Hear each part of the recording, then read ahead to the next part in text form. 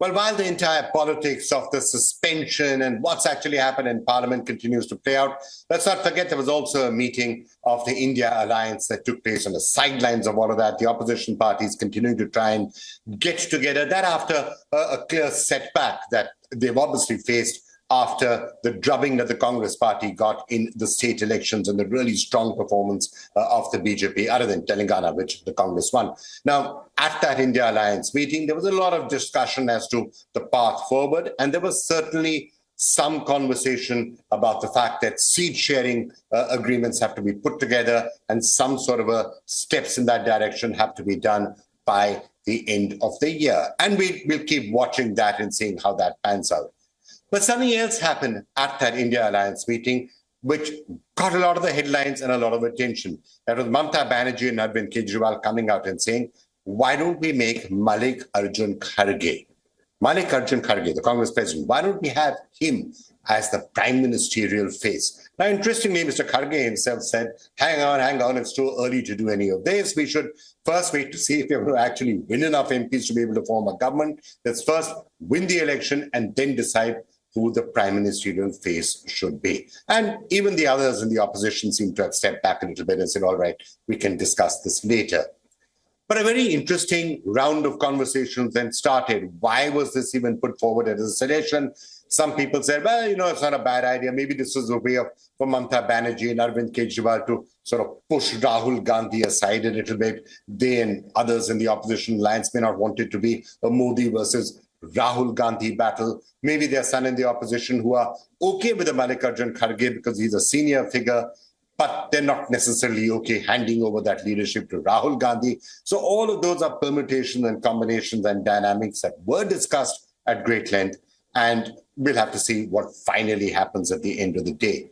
But one of the conversations that started on the side, and I'm about to get a guest to help us understand this, was the entire concept that, hey, it would be a good idea for the opposition and the India Alliance to put up Mallikarjun Kharge because he's a Dalit leader, a very prominent Dalit leader, and he would be the first, Dalit leader who's actually out there potentially to become the first, Dalit prime minister of the country. And that might lead to a certain consolidation of Dalit votes and maybe ST votes behind the opposition. Well, that at least is the theory that they are putting out. Well, let's face it, it's not that the Dalit vote or the ST vote has been going strongly behind the opposition. There's been a lot of if you look at the seat breakup, many of the reserved seats, even the last assembly election, actually went with the BJP. But would there be any such consolidation in any case if somebody like Mallikarjun Kharge was prime ministerial face? Well, let's get Dr. Kancha Ilaiah in, who's somebody who's been a very articulate,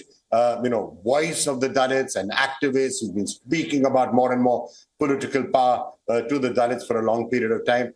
Dr. Kancha Ilaiah, I just wanted to get your sense of it. If Mallikarjun Kharge was actually to be the face in some way for the India Alliance, it's not a done deal. He himself says don't do it. He's obviously got sensitivities with Rahul Gandhi and the others in the opposition may not agree. And besides, makes a very valid point. Let's first win the election before you start deciding who the prime ministerial face should be. But do you think it would lead to Dalit consolidation? No, Vikram, the situation now is that if the India Alliance properly shares their seats and then fights the BJP, particularly in North India, there are only two possibilities to fight BJP, even in North India, and try to reduce at least BJP to the single largest party from the majority that it is for the last two elections. One, that the Congress and the rest of the regional parties have to project either a Shudra OBC or a Dalit as prime minister, because Narendra Modi himself went on talking about his OBC background and garnering a lot of OBC votes along with the Dalit votes.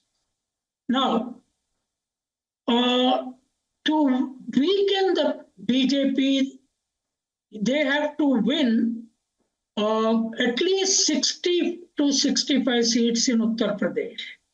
That is the chances of the opposition, just to interrupt you, the chances of the opposition winning 60 to 65 seats in UP is really unlikely. Most people are thinking the BJP is going to get 60 to 70 seats in UP without a problem. No, especially Mayawati is not there. So even if the opposition had a Dalit face, see that is the assessment maybe of the surveys and so on. But once a proper alliance is formed there with Akhilesh Yadav, and then the Shudra, OBC, Dalit communities turn to India Alliance, where Akhilesh Yadav is the leading force, naturally BJP's assessment will go wrong and more votes will come. But can I just ask you the leading question in that is, if you look at the last few elections, large sections of the Dalits are actually voting for the BJP. They seem to have a lot of confidence in Narendra Modi's leadership, and they seem to be voting for him. If there was to be a Dalit face at the head of the India Alliance, why do you really believe that the Dalits will swing from supporting the BJP to supporting the other candidate? No, Dalits just may not change their vote base at one go because there is Mallikarjun Kharge, who is a Dalit. But Mallikarjun Kharge is a very, very tactful, capable leader, and Dalit face is one aspect of him, but he is from the Congress, Nehru family background. That will definitely a major political agenda for the India Alliance to keep on attacking BJP, Modi and others, and then changing the electoral strategy is quite significant. So Dr. Ilaiah, we'll have to see what they finally come up with, but we'll keep coming back to you and getting more and more updates on that. Thank you so much. Thank you very much. Thank you very much, Vikram. All right, so we've heard a couple of views, right? We did hear Abhishek Manu Singhvi right now talking about the fact that he thinks what's happening is, not having the opposition when bills are being passed is bad for democracy. We've just heard Kancha Ilaiah talking about the potential of Dalit consolidation behind the India Alliance, if indeed Mallikarjun Kharge is declared their candidate. But let's get a reaction to all of that from Shehzad Poonawala of the Bharatiya Janata Party, which, look, let's face it, whatever you're talking about the India Alliance and the rest of it, I think, as you can see from that smile on Shehzad's face, the BJP right now very clearly feels that it's so far ahead and so much of a pole position that all of this is just, talk in the air, if you like. But Shehzad, let me just ask you. I'm going to come to what's happening in Parliament, but before that, what I was just discussing with Kancha Ilaiah, this entire possibility, India Alliance naming Mallikarjun Kharge as the face and therefore Dalit consolidation behind the India Alliance. Do you think that's a possibility? Is it something that the BJP would be concerned about? First of all, Vikram, it has not been officially announced by the India Alliance itself, except for a couple of partners, Mamata Banerjee and Arvind Kejriwal. And with what intent they had proposed this name is also circumspect, because I think there were two kinds of shairis that came out of the India Alliance meeting. One set of shairis were being said by Nitish Kumar ji, हजारों ख्वाहिशें ऐसी कि हर ख्वाहिश पर दम निकले, जितने निकले मेरे अरमान फिर भी कम निकले. That means he was feeling like it was a lost opportunity and he was very upset with it. And the second set of shairi was by Congress Party कि प्यास गजब की लगी थी, बगल में जहर भरा पानी भी था, पीते तो मर जाते, नहीं पीते तो मर जाते. It is a catch-22. I'm going to try and decipher all of that for a global audience, right? So just to help them understand this, let's just see what the connotations and that are, because that might affect whatever discussions are happening in the India Alliance now.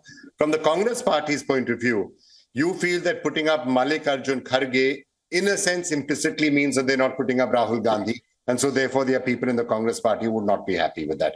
Although Mallikarjun Kharge may be able to bind the opposition together better and may even get the Dalit vote. Well, what is coming out is that it is a short, no confidence motion passed against Rahul Gandhi and his leadership despite Bharat Jodo Yatra by the likes of Mamata Banerjee and Arvind Kejriwal. In fact, Arvind Kejriwal's See, leaders after leader have said that Rahul Gandhi is a liability. Priyanka Thakkar, Raghav Chadha, they said it on record. So clearly, where does it leave Rahul Gandhi? Point number one. Therefore, the Congress is not accepting it themselves. Now, coming to the aspect of the Dalit factor. Vikram, Mr. Kharge has been the president of the Congress. What difference did he make to the Dalit vote in Rajasthan? It's come to us. In Madhya Pradesh, it's come to us. In Chhattisgarh, although the tribal vote is a bigger factor there, it's come to us. The Congress party has been essentially somebody who has lost the Dalit vote because of their treatment of Baba Sahib Ambedkar, defeating him in 2 elections, not giving him the Bharat Ratna for decades, the manner in which they've ignored Dalits, the way they've treated the OBC and the Dalits in their own party. Many people have left, right from Babu Jagjeevan Ram, had once upon a time, you know what kind of relations he had with the Congress party. So all of that, people have not forgotten. And today the Bharatiya Janata Party has the biggest set of MPs from the Dalit community. We've made Ramnath Kovind the President of India in 2017. We've now followed it up with Adivasi President. We had an OBC Vice President. So I think people can see through these designs of the Congress. But actually, we'll be discussing state by state a lot on the elections in the build-up to 2024. But I want to turn to what happened in Parliament, this week. And there are some people who will feel that it's not a good day. Very important bills like, election commission, like the criminal bills, which are potentially path-breaking bills, if they're being passed in a situation where there's no opposition, then is that a good thing for democracy? That, bills are being passed and there's no opposition there? No, first and foremost, the onus of running Parliament depends on every member of Parliament. It is as much as the duty of the government as it is the duty of the opposition, said the great Manmohan Singh. I mean, unless the Congress party and Dr. Singhvi have now cast away Dr. Manmohan Singh entirely because they keep quoting But when Dr. Manmohan Singh used to say that, I remember Sushma ji and Arun ji and others used to say it's a responsibility of the government to run Parliament. Absolutely. In what context was that said? Vikram, you would remember because you were covering these issues in great detail. The Supreme Court had cancelled 122 licenses of telecom companies. And in the aftermath of that, a discussion was being asked. Then it was said by Arun Jaitley, and never did Arun Jaitley or Sushma Swaraj, both of whom you covered and you had great relations with, ever ran into the well of the House or mocked or mimicked the Vice President's chair. By the way, Vikram, you must have been quite young at the time when the emergency was imposed and the entire opposition was thrown into jail. Did the likes of Mr. Vajpayee, Mr. Modi, Mr. Jaitley ever mimic the chair or ever break any rule or make fun of constitutional positions? Therefore, in today's context, look at the trend from 2018 onwards, Vikram, and just indulge me for 30 seconds.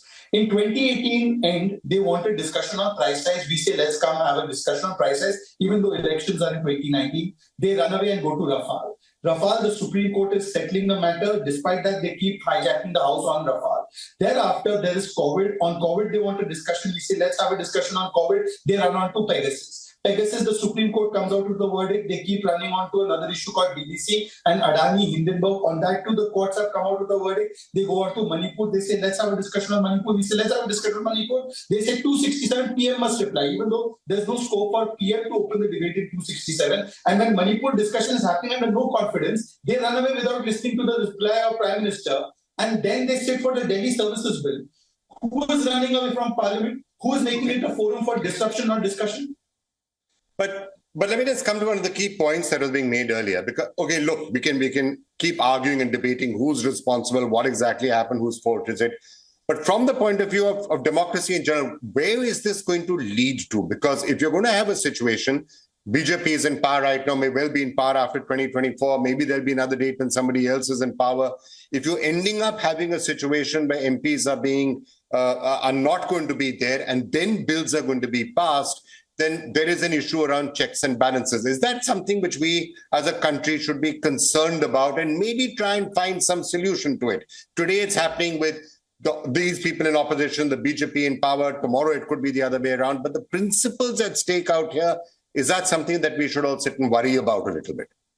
Fundamentally, I completely agree. I think that Parliament should be a forum where you cast away partisan political interests and you put national interests first. And therefore, Parliament should become the preeminent forum for you to have a civilized discussion like we are having on your platform.